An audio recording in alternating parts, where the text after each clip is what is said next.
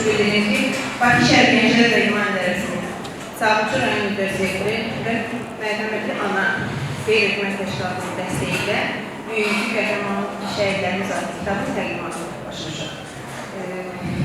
İlk önce xahiş edirdim, birinci və ikinci Qarabağ müharibəsinin şəhidlərini yad etmək üçün bir dəqiqə istiqlal yazdım.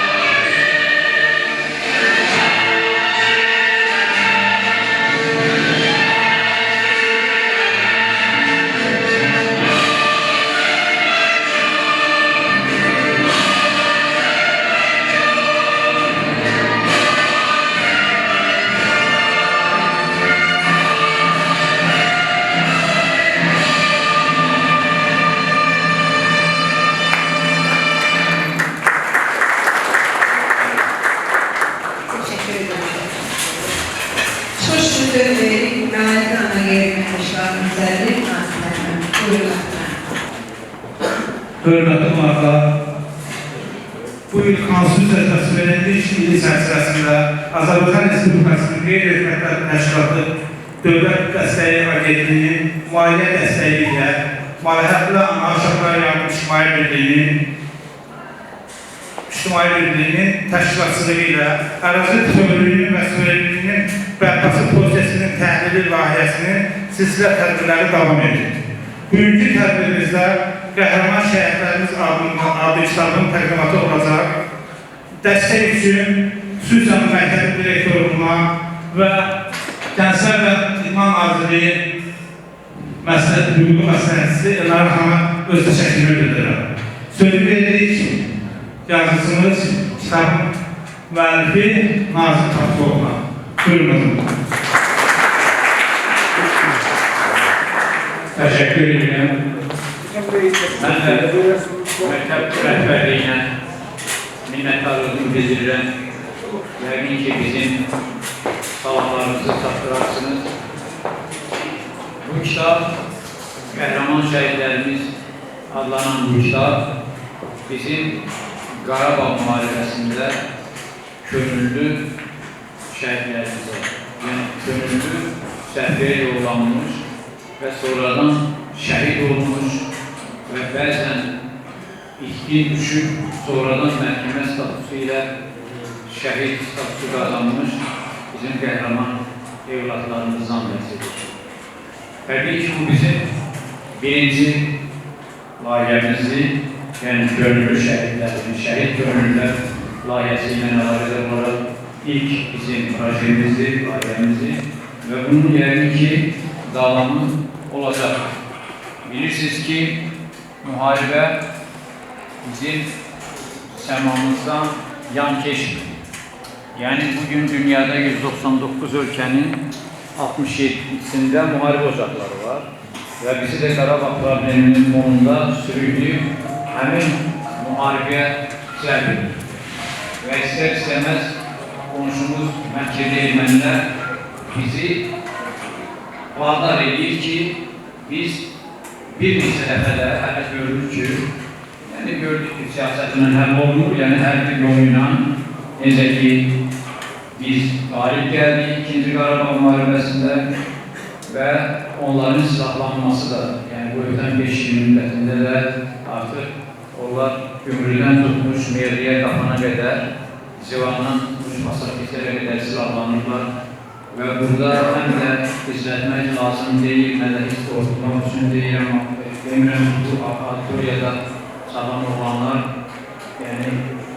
bir müddət sonra onlar da həqiqi hərbi xidmətə çağırılan yaşları görürəm ki, o yaş civarındadırlar və ola bilər ki, həmin kütləvi qırğın silahları da işə düşə bilər. Əlbəttə ki, müharibə ölümdür, müharibə qandır, müharibə anaların evlasız qalmalıdır, uşaqların atasız qalmalıdır, xanımlarımızın ərsiz qalmalı, qardaşları, bazılarımızın qardaşlığı qalmalı deməkdir. Bu müharibədə biz çox şəhidlər verdik. 1988-ci fevralın 13-dən başlayan 1-ci Qarabağ müharibəsi 6 ildən çox davam etdi və müxtəlif fasilələrlə davam etdi. Aktiv faziyyə 91-ci ilin noyabrından sonra keçdi. Biz kütləvi şəkildə artıq yaşayış məntəqələrimizi itirməyə başladı. Və 1994-cü ilin ayın 12-sində Bişkek protokolu imzalandı və 88-ci ildən 94-cü ilə qədər ötən 6 il müddətində biz 18.500 şəhid gördük. Və 4700-dən də çox bizim itkin, görov və əsirlərimiz var. Təbii ki, 94-cü ildən sonra biz çox gözlədik ki, BMT çərçivəsində məlum 14 qətnamə həll oluna, heç biri həll olunmadı, kağız üzərində qaldı. İkinci, bizim arxain olaraq hesab elədik ki, ən azından ATƏM, ATƏM çərçivəsində bu problemin özəlliğini tapar, bu da mümkün olmadı. Yəni, gördük ki, o Kaspişkin dediyi kimi, onlar bura kabab yeməyə və 26 il dözməyə məcbur var.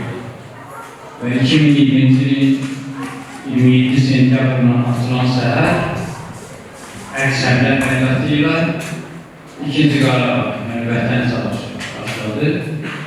Bunun müxtəlif adları da var. Dəmir yumruq əməliyyatı və bu 2-ci Qarabağ müharibəsində biz Füzuli rayonunun Qaraxanbəli kəndindən başlayaraq həmin gün 5 yaşayış məntəqəsi günortadan sonra azad olundu. Təbii ki, biz həmin gün çoxlu sayda itkilər də verdik və 43 gün sərhasər döyüşlər davam etdi. 44-cü gün masaya oturdular. Yəni, həm Azərbaycan rəhbəri, Ali Başkanından prezident, həm Ermənistanın baş naziri, həm də Vladimir Putin, Rusiya rəhbəri. Və təbii ki, imzalanan sənədlər ateşkəs rejimini, yəni ona hesablanır. Amma hələ sülh imzalanmıyor. Əlbəttə ki, biz müharibə istəməyən xalq. Min illərdir bizim torpaqlarımızda elə bir yüzil, elə bir əsr olmuyor ki, qan tökülməmiş olur. hem o tarih Azerbaycan hem de bu tarih Azerbaycan. Yani bizim Azerbaycan nəzərdə tutuyorum. Özü də tarihçi olduğum için, müharibə tədqiqatçısı olduğum için indiyə qədər 14.500'e qədər ki müharibə olubdu və bu müharibələri yazan, tədqiq edən, araşdıran bir ziyalı kimi bizim Qarabağ müharibəsinin ötən müharibələrdən fərqli olduğunu da istərdim ki, Kolej iştirakçılarına diqqətinə çatdırın. Əlbəttə, saydığım o 14.500'e qədər ki qeydə alınan müharibələr olmuşdur dünya xalqında.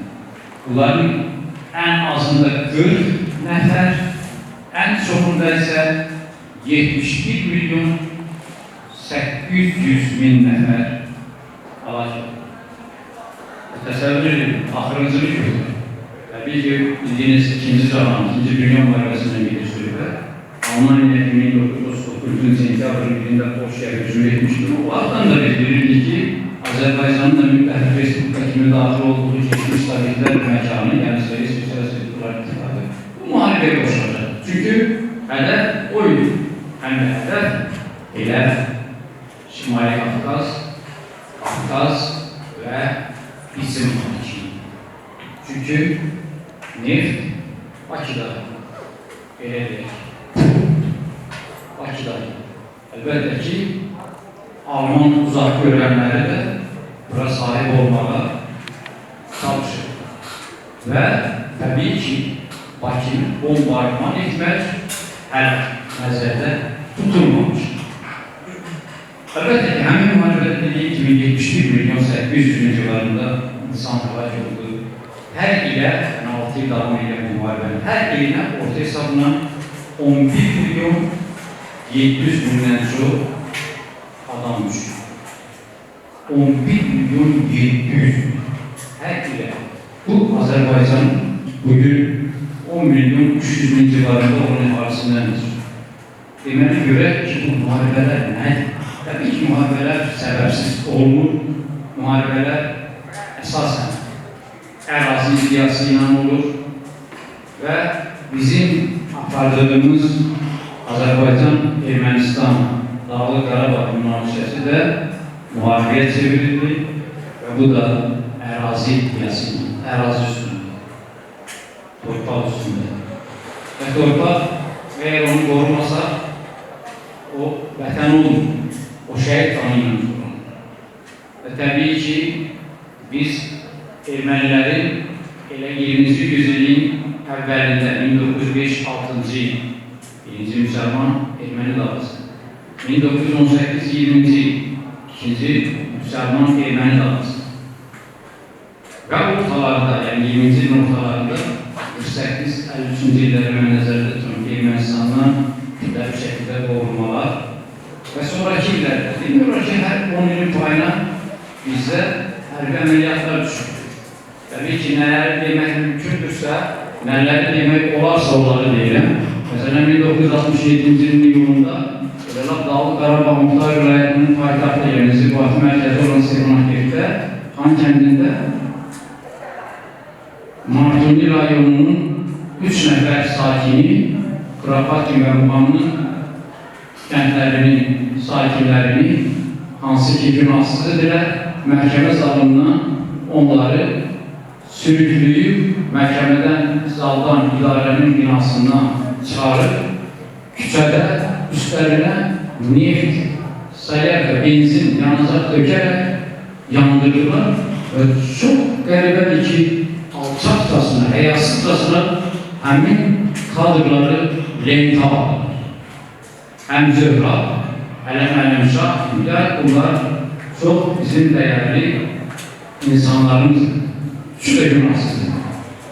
Amma həmin dönəmdə də ermənilər elə müharibənin başlanıcını qoymaq istəyirlər.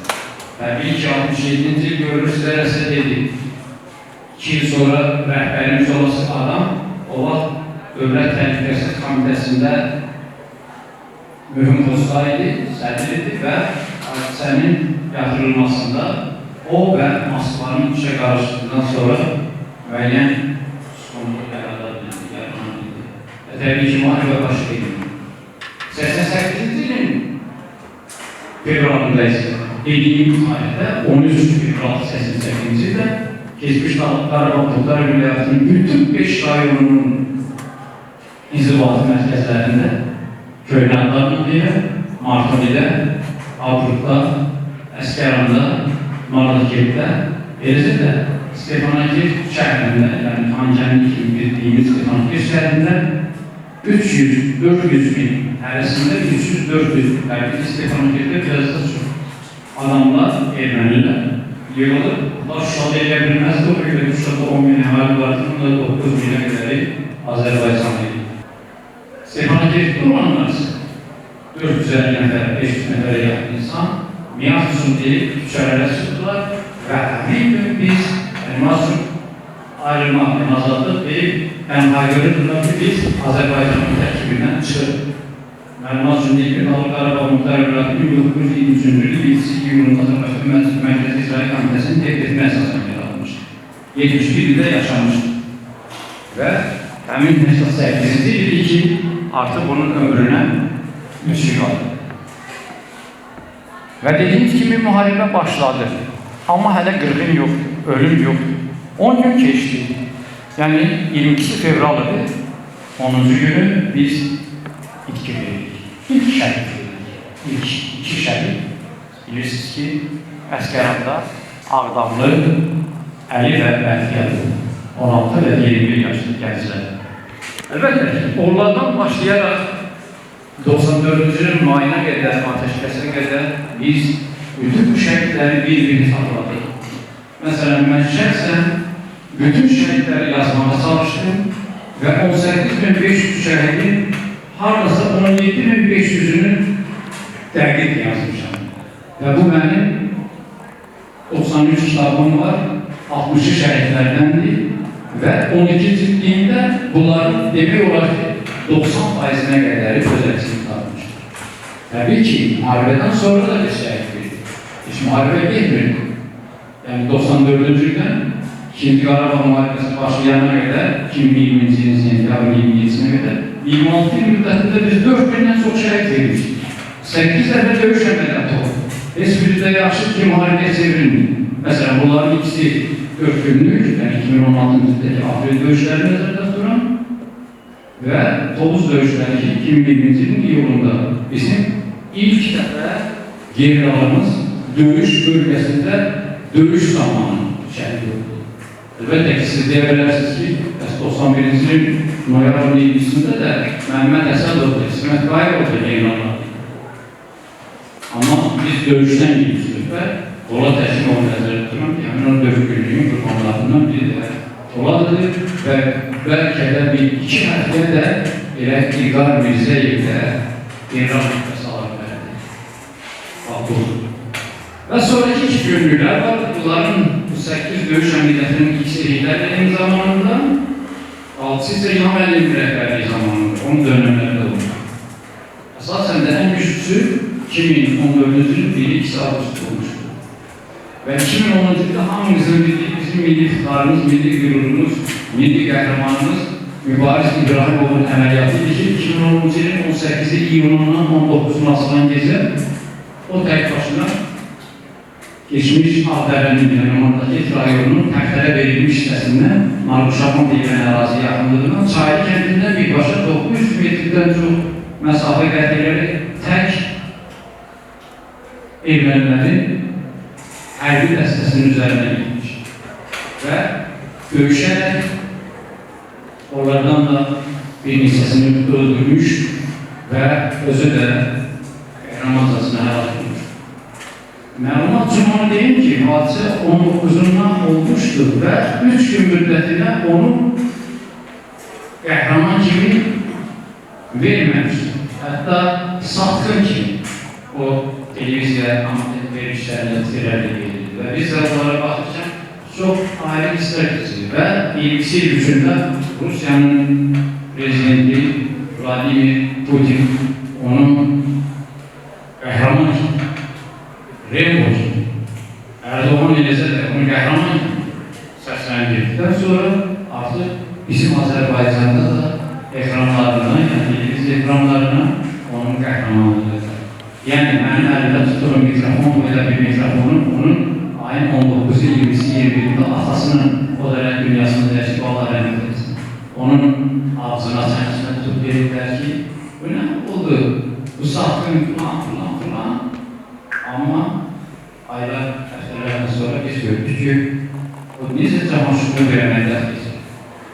Yəni, bir ki, o əməliyyatın tərkib hissəsi də var. Fərid Əhmədoğlu'nun əməliyyatını bura demək olar. Çünki o Azərbaycan bayrağı, o milli qəhrəman verilmədi. Doğrudur, Cəlal Haqqı varsa ki, biz bunları dediyəm, biz o əməliyyatları, o döyüş əməliyyatlarını bilməsək, bu şəhidlərimizin ora istər həqiqi hərbi xidmətini, yəni bayqamaq fərqi ilə deyiləm, istərsə də kömürlü gedən şəhidlərimiz, hansı ki, ikinci qismə ayrılanlar da burada, biz onların döyüş,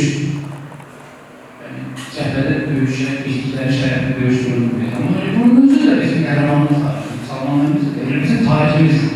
Ona görə də mən bir tarixçi olaraq fikirləşdim, çox götür-qoy elədim ki, hansı səviyyədə bir cümlə ilə və hərsəmi o çəkdim, yoxsa məqalə çəkdim. Təbii ki, bunlar elə qəhrəmanlıqlar göstərir ki, hərsəmi bir kitabı var. Lazımdır, vacibdir, bəlkə zəruridir. Və mənim ömür imkanı, mənim maliyyə imkanı olsaydı, mən bunu edərdim. Yəni, müharibənin yalan yazma olmaz. Hansı gündə nə var, nə hansı hadisə baş verirsə, onu o cürdə yazmaq lazımdır. Bir də məlumat üçün sizə də onu deyim, indiyə qədər bizim müharibələrlə bağlı ayrı-ayrı həvəskar deyək, diletant yanaşmalar olur. Bizim müəlliflər heç bilmədən ki, hansı kənd, hansı rayonu tap edildi, həmin əskəri döyüşçünü, yəni həlak olmuş şəhidi veriblər yanmış. Yəni onun istifadəyini də bilmədik. Onun kitablarını oxusu da bilmədik. Tutaq ki, yüzlərlə belə kəndləri və yüzlərlə belə səhvləri tutaq verilmişəm həm bizim Müdafiə Nazirliyinə, həm hərbi komissarlığımıza, təbii ki, əvəzində də təşəkkür almışam. Çünki mən oranı qarış-qarış tanıyan adamım. İşğal olmuş əraziləri qarış-qarış tanıyan adamım. Bizim Deniz Qarabağ müharibəsində 12,4 bir kvadrat kilometrimiz işğal olmuşdur. Bu faiz etibarıyla 86'dan 16 bin kvadrat kilometre Azərbaycan Respublikasının 14,3 faiz deməkdir. Uzun illər mənim doğulduğum Füzuli şəhərdə işğalda oldu və Füzulinin 78 kəndindən 69'u artıq 1993 ilin faizinə qədər işğal olmuşdur. Və yanvarın 4'ündən 5'ine keçən gecə məşhur Horadiz əməliyyatı həyata keçirildi və düz müharibələrin günə saatına qədər davam edir. Yəni 12 may 1994'də 4 ay bir hadiyə, bu rəqəmləri yadda saxlamaq üçün bir hadiyə. 5 yanvardan 12 maya qədər. Təhsil türlü rayonun arasında 4400 nəfər şəhid oldu. Onların müəyyən qismi burada var. Bir kəndin ruhunda Aşağı Seydəmətli qoruğum, Aşağı Seydəmətli qoruğum, o anklavda, Aşağı Seydəmətlidə ala da bilmədik. 1050 nəfər şəhid oldu, 1050'sinin adını yazmışam. Təxminən 100'dən çoxusunun meyini götürmək mümkün olmadı. 950'si götürüldü. İndi biz açıq deyək, Xocalılar kimi ona da canavarlara itləri yem oldu da. Yəni bunu açıq izlətməyək. İndi siz bunları niyə deyilən? Örtülü də gelənlər düşünürlər ki, bu deyətimiz bunları deyilən keçək başqa. Amma elə məqamlar var ki, biz onu unutmalı deyil. Bizim o 908 kənd işğal olmuş. 12 bin kvadrat kilometr nə deməkdir? 908 kənd, 900 azad, 8 qaldı, 7'si qazaqda, bir də kəndin açıqlarında yəni sədərlərini gəldi. Amma biz o 900'ə qayıtmışıq, 295'lə döyüşdük. Yəni 43 gündə döyüşdük, 295 kəndi aldıq. O gün o cümləsində 1 noktaya 17'sidir, Füzulinin işğalına azad olunması. O vaxt biz 93-cü ilin 23 avqustunu keçirilmişsə, başımız aşağı şəhidlər yaparını gəzib, ağlaya-ağlaya tərəf bir müqabil götür dostlarımızı, mənim də o vaxtda rəhbər edim, məndən yoxdur. Onun 104 nəfərim orada həlak oldu, 31'i yatır burada, biz şəhidlər yaparıq. O cümlədən də bizim milli qəhrəmanımız Salahattin xanım Əsgərov. Amma tüm bunları biz indi qürurla yad edirik. İkinci Qarabağ müharibəsində biz artıq itirdiyimiz o 908 kənddən 295'in dönüşünü aldık. Bəs 605'in orada. Bir günü atmadan 3 rayonunda yani bilirsiniz. Bunlar Kəlbəzər aslında Ağdam rayonunda. 360'a yakın yaşayış müntəqəsi bir günü atmadan təqdim edildi. Təbii ki o danışıqların perimetrine esas. Və yenə də qalırdı. Qalan kəndlərdə antiterror və local əməliyyatı riski 22'də və 2023'də və arasında həmlələr oldu. Yəni noyabrın 11-16 birisi dekabrda bu hadisələr az sonra, yəni sentyabrdan sonra onlar həm Ağdurun ərazisində, yəni indiki Qoca Qəfranın ərazisində, Böyük Tağlar Masırında, bir də Çantıdan aşağı Əsgəran, indi Qocalı rayonunu salsınır. Və mən o məlumat deyim, 91-ci noyabrın 26-sında Azərbaycan Ali Soveti ilk Milli Məclis Dağlıq Qarabağ Muxtar Vilayəti statusunu ləğv etdi. Yəni 91-ci ilin 26-sı noyabrı. Bu tarixi hamı bilməlidir. O vaxtda indiyə qədər Dağlıq Qarabağ Muxtar Vilayəti terimi yox. Və həmin gün Mardun'un birləşdirib, Mardun'un tabirində olan Qocabənd kəndinə qəsəbə status verərək, həmin qəsəbəli Qocabənd rayonu yaradaraq, Qocabənd də həmin rayonun istifatı mərkəzi bir ilə keçdi. Oktyabrın 13'ü 1992 ildə Mardakert rayonu, yəni Ağdərə rayonunda 3 yer bölündü. 327 nömrəli qanunla ratifikasiya olundu. Kəlbəzərə, Ağdama və Tərkib. Və 2 il bilirsiniz ki, artıq həmin Ağdərə rayonu bərk oldu. Və mən bunu da demək istəyəm ki, həmin o Ağdərə rayonu, Qocabənd rayonu arasında Şuşanın bizim hansı rayonu ayrıtmışdır? Gerçək ilə 5 rayon deyil ki, Dağlıq Qarabağın keçmiş mühakiminin Ağdurut, Əsgəran, Mardakı, Şuşa. Amma eyni zamanda onlardan da çox ərazisi, yəni 488 onların durum edir Dağlıq Qarabağın Qarabağın ərazisi. Amma 2 dəfə ondan artıq bizim 7 rayonumuzun ərazisini təhlil etmişlər. Laçın, Kəlbəzər, Qubadlı, Zəngilan, Səbrayir, Füzuli, Ağdam rayonu. Ki verir. Görün, bu coğrafiya özdə bu böyük rayonlar, Kəlbəzər kimi böyük rayon, Laçın kimi böyük rayon. Yəni, demək istəyirəm ki, biz o sıxılırdı ki, işğalda qalırdı, o cümlədən də mənim rayonum, o qaradisa vədəsində 20 kənd, 20'ye qədər kənd işğaldan azad olmuşdu.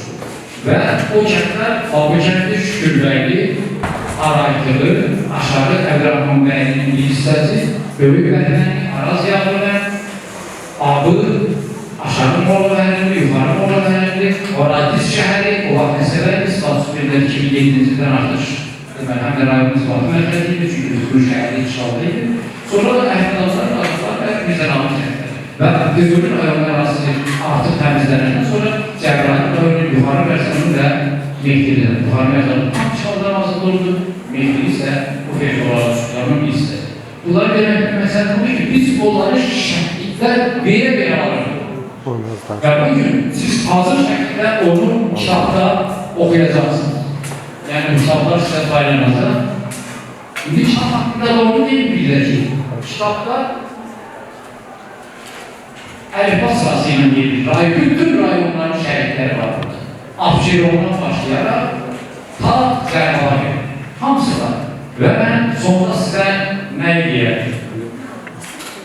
Siz təbii ki, dərs oxuyursunuz, elminə, peşə təhsili məşğulsunuz və mən hesab edərdim ki, arzulayardım, xahiş edərdim ki, vaxt tapıb, müəyyən vaxtlar tapıb, bu kitabları da vərəqləyəsiniz. Çünki hələ öz rayonunu orada görsələr, o şəhəri görsələr, elə bilər ki, kifayət edər mansıları istərdim, qapılar ki, sizin yaşlıqlarınız o zaman görün, necə oluşur. Həmin ki, bunlar tarih olduğu üçün bunun adı olmaz.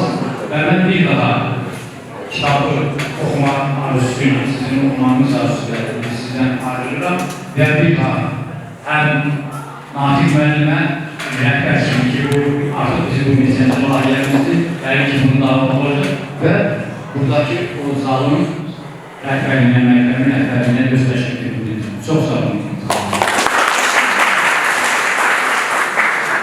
Çox sağ olun, təşəkkür edirəm. Əziz gənclər, sualımız var, yazarlıqlar.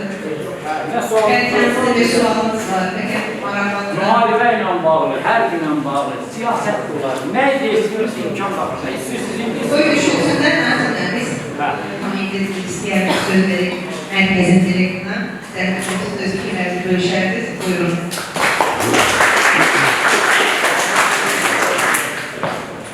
Çox sağ olun, hörmətli tərəfdaşlarım, hər birinizi salamlayıram. Düzdür, bizim çox ətraflı məlumat verdi. Bizim ümumiyyətlə Qarabağ müharibəsi barədə işğal altında olan və işğaldan azad olmuş torpaqlarımız haqqında, şəhərlərimiz haqqında mən qısaca olaraq onu bildirmək istəyirəm ki, bu üzrə geniş məlumat üçün və hətta şəhərlərimizin adını əbədiləşdirmək, yəni ümumiyyətlə xalqımız, vətənimiz, dövlətimiz əbədiləşdirib, ancaq şəhidlərimizin, onların tarixi, onların doğulduğu tarixi, harada doğulduğu, onların döyüş tarixləri barədə ümumiyyətlə kitaba bunu dərc edib, xalqımıza çatdırmaq deyərdim ki, bu hər bir Azərbaycanlının, eləcə də bizim müəllifi, hər birimizin şərəfi böyüdür və ona görə də mən müəllifə təşəkkür edirəm ki, gələcək nəslin tərbiyəsində və bizim şəhidlərimizi xalqımıza çatdırmasında çox böyük əmək sərf edilib, ona görə bir daha təşəkkür edirəm. Ümumiyyətlə, şəhidlər haqqında və şəhidlərin, onların ümumiyyətlə, o döyüş yolunu öyrənmək hər birimizin dediyim kimi vəzifə borcudur. Həm də bugünkü bu kitabın təqdimatı bizim müstəqilliyin bərpası ilinin növbəti, demək 18 oktyabr ərəfəsində təsadüf edir. Yəni, biz bilirik ki, heç bir müstəqillik, suverenlik, qurbansız dövlət əldə etmək, qurmaq mümkündür. Yəni, bizim şəhidlərimizlə öz canların, bu Azərbaycan dövlətinin və Azərbaycan torpağının suverenliyi və müstəqilliyi uğrunda canlarını qurban verir. Bütün şəhidlər, tək birinci və ikinci Qarabağ müharibəsi şəhidlər yox, bütün dövlətimizin müstəqilliyi yolunda, Azərbaycan dövlətinin bərpası yolunda canını qurban verilmiş bütün şəhidləri biz əziz tutmalıyıq və yaddan çıxartmalıyıq. Şəhidin istər birinci Qarabağ müharibəsi şəhidləri, istər ikinci Qarabağ müharibəsi şəhidləri, istər 1918-ci il və ondan qabaqki dövrlərdə bizim xalqımızın nümayəndələri hər biri öz canları suverenlik yolunda, torpaq yolunda qurban verir. Yəni biz şəhidlərimizi unutmamalıyıq. Şəhidlər bizim üçün ant yeridir, müqəddəsdir. Siz də gələcək nəsil olaraq bilin ki, yəni, ümumiyyətlə, biz elə bir regionda yaşayırıq ki, bizim istənilən vaxtı dövlətimizə qarşı tarixən, yəni siz də artıq böyük uşaqlarsınız, tarixdən bilirsiniz ki, müxtəlif zamanlarda bizə, dövlətimizə qarşı sui-qəsdlər olub, hücumlar olub, İşğal altında rayonlarımız işğala məruz qalıb. Yəni, hər an düşmən yenə də o eybəcər hərəkətindən istifadə edərək bizə qarşı yenə də mübarizə, yəni yenə də torpaq iddiasında ola bilər. Ona görə də sizlərin gələcək nəsil olar. Bugün sizin gənclərin üzərində böyük yük düşür ki, siz bilməlisiniz ki, bizim düşmənimiz var və biz düşmənə qarşı daimi sayğılı olmalıyıq. Siz gələcək Azərbaycan ərazisini qoruyan əskərlərsiniz, ona görə daimi ayıq sahib olmalı, düşmənə qarşı mübarizə aparmalı, torpağı göz bəbəyi kimi qorumalıyıq. Bir daha Allah Taala şəhidlərimizə rəhmət eləsin. Mən bugünkü tədbir üçün də istər Samsun rayon gənclər təşkilatına, istər digər qurumun nümayəndəsinə təşəkkür bildirirəm. Ümumiyyətlə, dediyim kimi, gənc nəsilə və xalqımıza şəhidlər haqqında yazılmış kitabları və şəhidlər haqqında məlumatı çatdırmaq hər birimizin şərəfli borcudur. Mən ona görə sizə bir daha təşəkkür edirəm. Müəllif də həqiqətən bayaqlar qeyd edildiyi kimi çıxışında ətraflı məlumat verildi ki, bizim ümumiyyətlə o boyda şəhidlərimizin əksəriyyəti haqqında xalqımıza məlumat verib çatdırıb. Mən bir daha təşəkkür edirəm. Allah şəhidlərimizə rəhmət eləsin. Sağ olun. Sağ olun, teşekkür ederim. Bakı Şehir Gençler ve İdman İdaresi Sağlık Sektör adındadır. Ben bir adam İçtimai Birliği adına size bu şəraiti yarattığınız için değerli minnətdarlıq bildirirəm. Əziz gənclər, yazarımızı diqqətlə qulaq assaydınız əgər, düşünürəm, qulaq asmışsınız, 3 sualına cavab istəyirəm sizdən. Bir gün nə gün uşaqlar? Bayaq kitabın müəllifi bu haqda vurğuladı. Yəqin ki, aramızdan hüzurdan olan varsa, bugün hüzurlanır və inşallah adı olan gündür. Və bunun əlaqələrdə bizim burada azalımızda tədbirimizdə şəhid ailesi var. Sizin icazənizdə şəhid qardaşı və öz fəaliyyətini canlı işıq doğru kimi fəaliyyət göstərən Tarih müəllimə söz vermək istəyirik.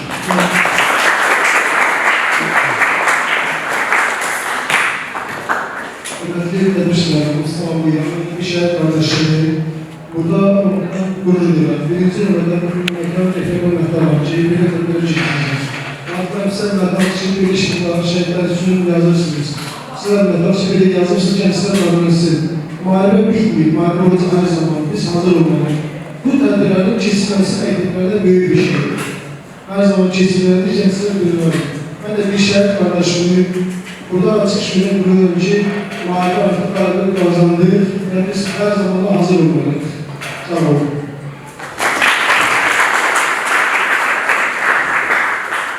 Teşekkür ederim. Ben Cem Şengen'den veresin. Ve çıkış söz verip Mehmet'e Akman'a gayretmen işler icra edilecektir. Seyirci.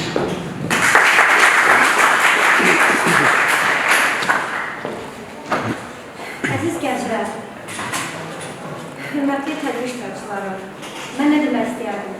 İlk öncə Qeydə Agentliyinə öz təşəkkürümü bildirirəm ki, maliyyə dəstəyi ayırıb bizə, maliyyə dəstəyi sayəsində də biz Nazım müəllim sayəsində, maliyyə dəstəyi sayəsində bu kitabları bugün çap elətdirib sizlərə çatdırırıq. Və təbii ki, bu şərait içində İdman Gənclər İdarəsinə, bu məktəbin Təhsil Nazirliyinin təyin etdiyi direktorlara öz təşəkkürümüzü bildiririk ki, bizə bu şəraiti yaradırlar.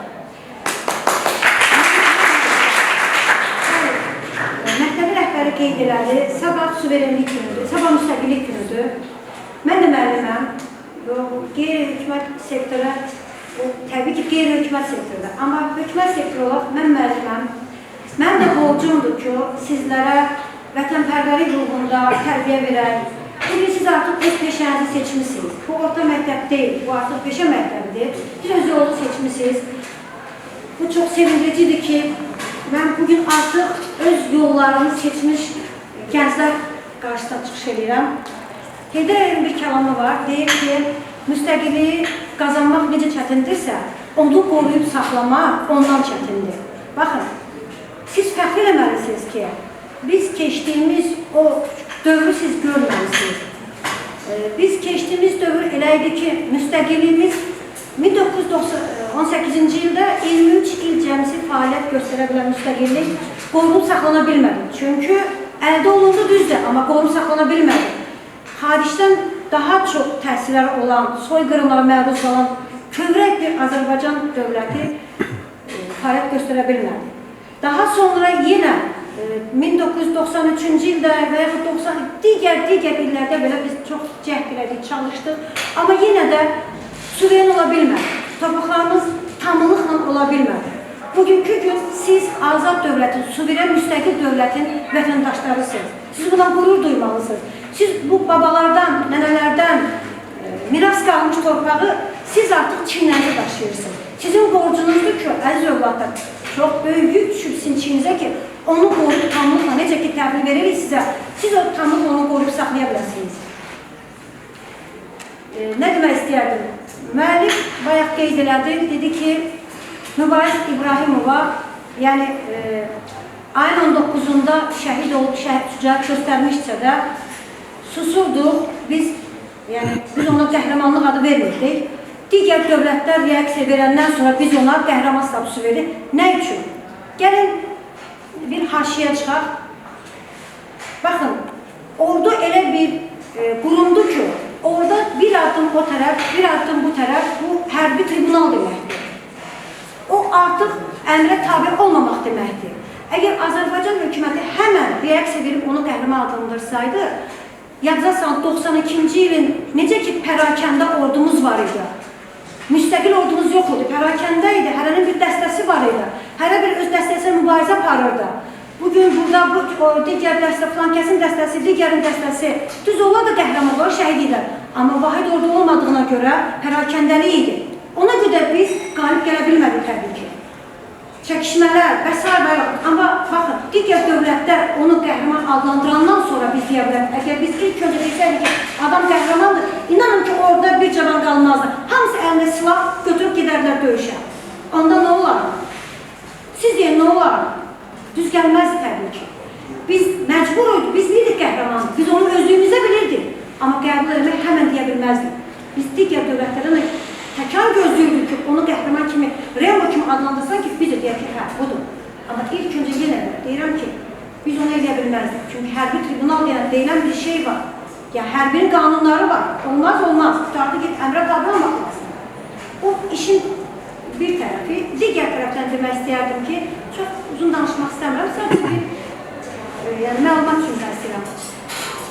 Hamımız bilirik ki, hər iki Qarabağ müharibəsində, Vətən müharibəsində Füzuli uğrunda gedən döyüşlərdə ən çox şəhid verən Füzuli rayonudur. Füzuli şəhidlər demirəm, Füzuli rayonudur. Orada döyüşən əskərlər hər bir yerdən var. Nə üçün Füzuli rayonudur? Çünki Füzuli rayonunun coğrafi mövqeyi elə yerləşir ki, Füzulinin işğal olundu. Sonra Horadiz qəsəbəsi işğal olunandan sonra arda-arda Cəbrayıl, Zəngilan, Qubadlı hər biri işğal olundu. Əgər diqqət versək, görərək ki, doğrudan da coğrafi mövqedən çox şey yapır. Ona görə Füzulidə ən qızğın döyüşdə Füzulidə getdi. Mən Füzulini Horadiz qəsəbəsi, Füzuli qorunub saxlamağına çox çalışdıq ki, yəni digər rayonlar qurban getməsin, Arazboy rayonlar qurban getməsin. Biz onu saxlaya bilmədik. Mən öz Füzulidənəm, ona görə də rahat o haqda məlumat verə bilirəm. Bir daha sizin qarşıdan gələn müstəqillik bayramınızı əzizlərəm, təbrik edirəm. Oxuyun, tanış olun. Təbii ki, bu kitab çox kiçik bir hissəsidir. Verdiyimiz şəhiddən kiçik bir hissəsidir. Əgər kimsə burada öz qohumun, öz yaxının, öz tanışın görə bilməyəcəksə, inciməsin. Çünki bu kitaba heç o qədər şəhid sığmaz. Təbii ki, bu ilk cildimizdir. Kitablar çoxdur. Amma bizim buraxdığımız, QT Şurasının dəstəyilə buraxdığımız ilk kitablardandır ki, bu sizə təqdim edilir. Bunun təbii ki, inşallah ki, maliyyə dəstəyi arzulayaq ki, ayrılsın, bunun ardı gəlsin və daha çox oxucu çatdırılsın. Mən öz təşəkkürü bildirmək istəyərdim Nazim müəllimə. Nazim müəllim dəryadır. Nazim müəllim bu torpaqların, bu şəhidlərin ailələrinə getmiş insanlardandır. Yəni, baxın, Nazim müəllim elə çox yaşı yoxdur. 2-3 şəhid ailəsinə gedəndə insan ürəyi necə dolur, necə bir, yəni çox bir vəziyyətə düşür da insan. Baxın, adam nə qədər şəhid ailəsinə gedir, nə qədər şəhid ailəsi gəzir. O bir qəhrəman bir insandır. Onu tanımaq, onu kitablarını oxumaq, elə bilirəm, onu alqış gəlsin.